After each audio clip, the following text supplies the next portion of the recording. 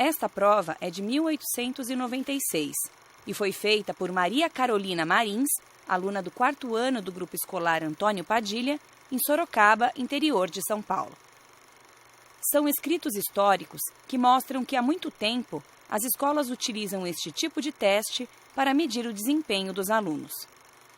Este jeito de avaliar as crianças atravessou séculos e continua sendo usado nos dias de hoje. Foi assim em 1896 com Maria Carolina, em 1929 com esta turma de alunos da Escola Estadual Oswaldo Cruz, no bairro da Moca, e em 2012 com este grupo que está concluindo os estudos na mesma escola. Medir o conhecimento através de prova é algo tão estabelecido em nosso sistema de educação quanto a tradicional foto de formatura. A Escola Estadual Oswaldo Cruz é uma das mais antigas de São Paulo. Foi inaugurada em 1914. Há alguns anos, a escola criou um provão, que envolve todas as disciplinas para os alunos do Ensino Fundamental 2 e também para o ensino médio. No entanto, por aqui, a prova não é o único meio utilizado para avaliar os alunos. No ensino médio e Fundamental 2, além do provão, nós temos uma data onde é feita uma redação, então, tanto de 5ª a 8ª em ensino médio, eles têm um dia para fazer essa redação. O tema, algumas vezes, é trabalhado em cima dos projetos que a escola vem desenvolvendo. E o resultado dessa redação, ele é usado em algumas disciplinas, né? E aí vai de acordo com o que o professor tem trabalhado ao longo do ano, ao longo do bimestre, com esse aluno. Atividades individuais, atividades em sala, pesquisa, enfim. Então, o professor do ciclo 2, do médio, ele também tem um leque de formas de avaliar, né? Então, não dá para a gente fechar o provão como uma única forma de avaliação. Isso acontece ao longo do bimestre inteiro. É uma avaliação continuada. Mas como se define o termo avaliação? Quais são os objetivos da escola ao avaliar os alunos? Quem responde são 3 pesquisadores que estudam o assunto. Ocimara Lavarce, da Faculdade de Educação da USP, José Eustáquio Romão, escritor e professor da Universidade 9 de Julho, e Cláudia de Oliveira Pimenta, mestre em Educação pela USP.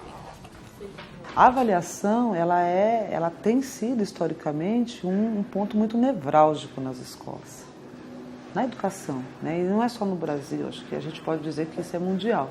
O debate sobre o que é avaliar, né, como avaliar, ele tem saltado os muros da escola e tem tomado a sociedade, e as pessoas falam disso quase que o tempo todo. A avaliação seria a emissão de um juízo, um julgamento, baseado em critério ou critérios, e, para tanto, é necessário que informações sejam levantadas. E, constituído esse juízo, esse julgamento, podem existir consequências. No ambiente escolar, a mais tradicional e, eu diria, a mais forte consequência da avaliação é a definição se o aluno será aprovado ou reprovado no final do ano letivo. Essa é a tradição mais forte, não só no Brasil, né, no mundo inteiro. O que a escola faz?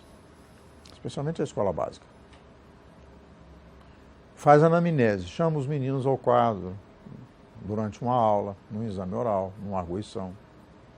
Depois o professor duvida se o aluno entendeu mesmo o que ele explicou, se ele chegou aos objetivos que estavam no plano de aula e tal. O que ele faz?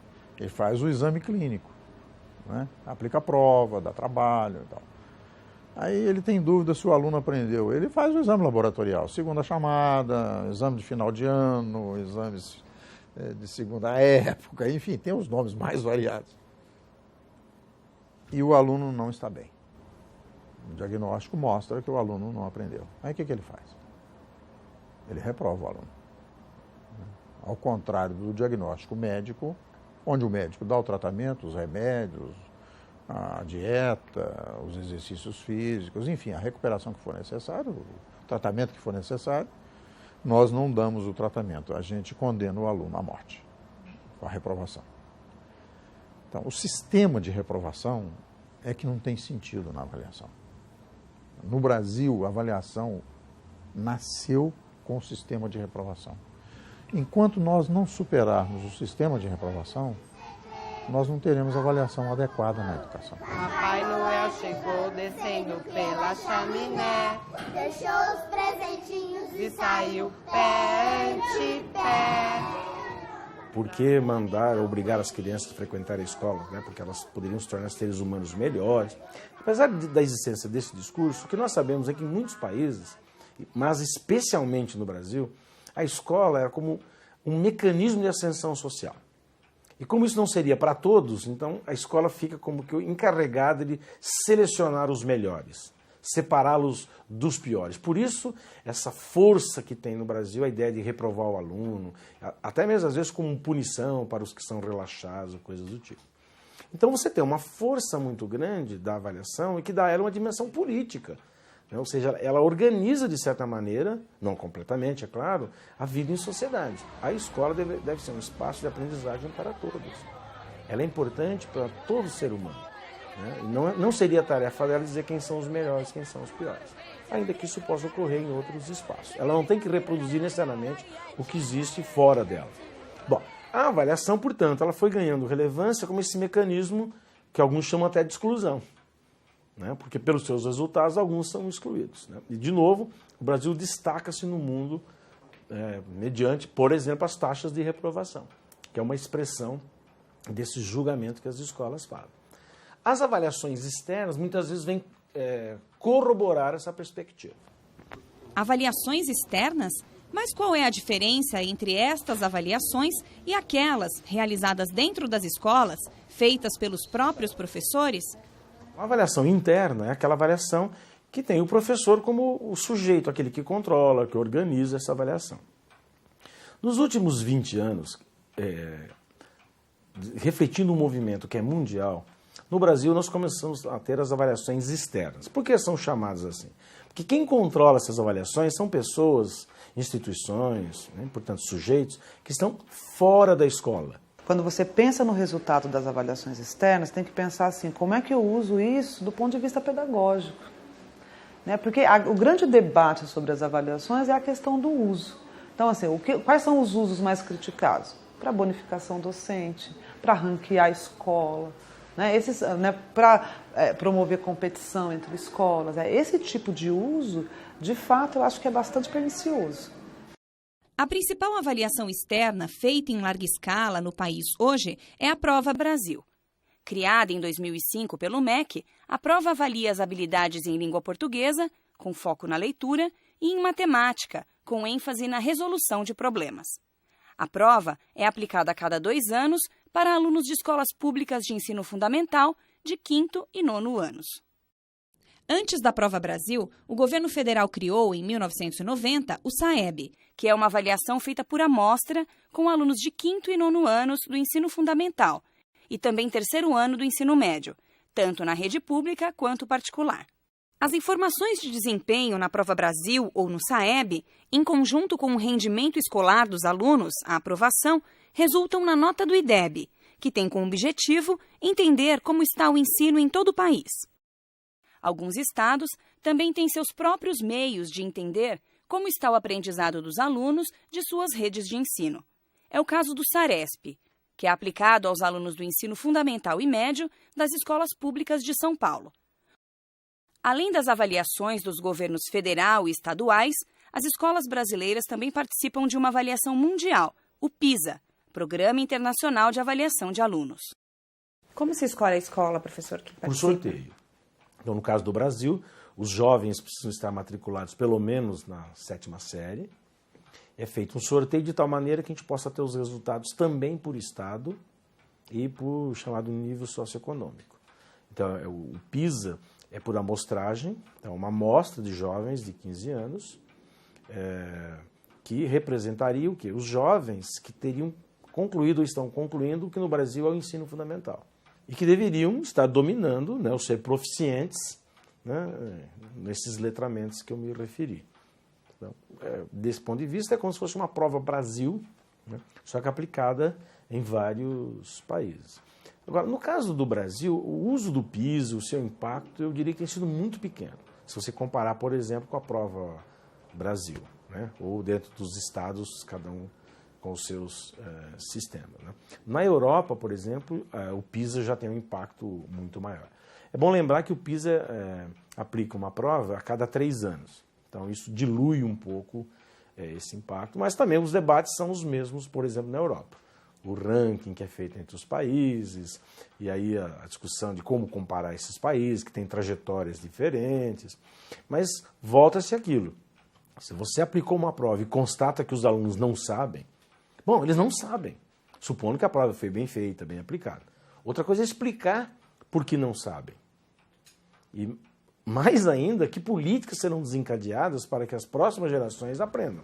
Esses órgãos de desenvolvimento econômico multilaterais, eles parecem que querem criar um paraíso na Terra.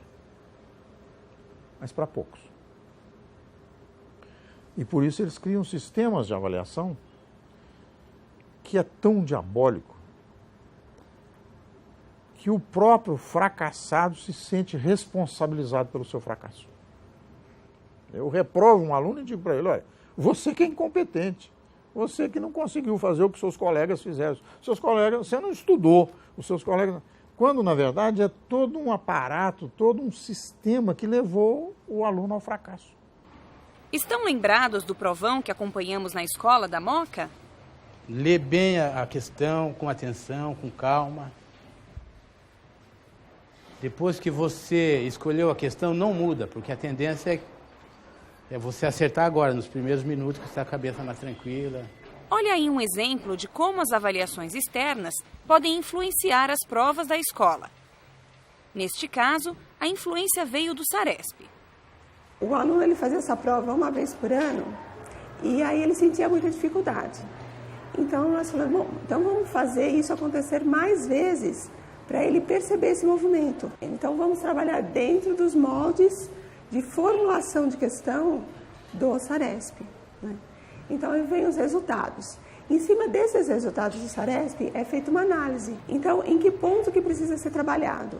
Qual foi a habilidade que não foi desenvolvida ao longo do ano e que o aluno não se saiu bem no final, ali no Saresp daquele ano? Então, vamos retomar. Fica atento na hora que você vai passar da prova para o gabarito. Fica atento porque às vezes a gente passa número errado e você acaba anulando a sua questão, ok? No começo do ano a gente trabalhou muito leitura. Então era uma situação que a gente percebia que o aluno tinha dificuldade em ler e depois, consequentemente, em interpretar. Né? E então a gente começou a trabalhar com projetos para desenvolver a leitura. E a gente percebe o retorno. Ao longo do tempo a gente vai percebendo que essa leitura ela vai sendo dominada. Não dá para a gente trabalhar uma situação à parte da outra. Não dá para trabalhar só Saresp, não dá para trabalhar só avaliação, não dá para trabalhar só projeto. As coisas vão se intrincando uma dentro da outra e a gente percebe isso no aluno, a gente percebe um movimento diferente de aprendizado. Mas será que ensinar o aluno a fazer prova é garantia de que ele vai aprender de verdade?